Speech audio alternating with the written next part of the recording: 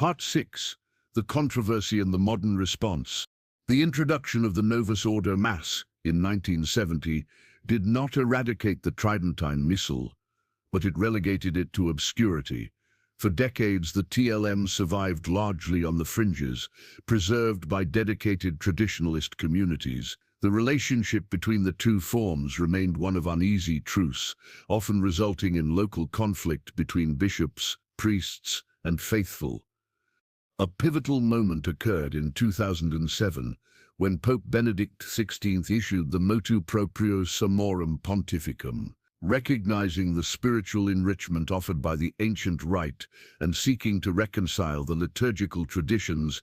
Benedict XVI declared that the TLM had never been abrogated, forbidden, and was, in fact, the extraordinary form of the Roman Rite, which could be freely used by priests. This papal action legitimized the TLM, leading to a massive global resurgence, particularly among young Catholics who found in its reverence and solemnity a spiritual counterpoint to the hurried modernity of the world. The forgotten Missal had been officially remembered and restored. However, the liturgical peace was short-lived. Many bishops in the Vatican under Pope Francis became concerned that the resurgence of the TLM was being utilized not merely for spiritual devotion, but as a platform to challenge the validity and authority of the Second Vatican Council itself. In 2021, Pope Francis issued Traditionis Custodes, radically curtailing the use of the TLM.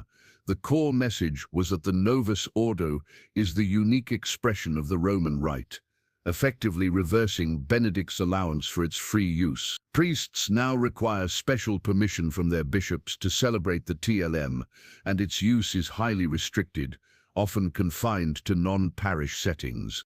This ongoing tension underscores a deep, unresolved theological struggle within Catholicism. The core question is one of prudence versus purity. Pope Francis prioritizes unity and obedience to the Council, viewing the TLM as a potential source of schism. Adherents of the TLM prioritize the purity of the liturgical tradition and argue that the ancient form offers a superior avenue to holiness, which they believe is their right to access. The Missal, therefore, is not just a book of prayers. It is a battleground defining where the Church draws its strength from the dynamism of its future or the immutable perfection of its acts.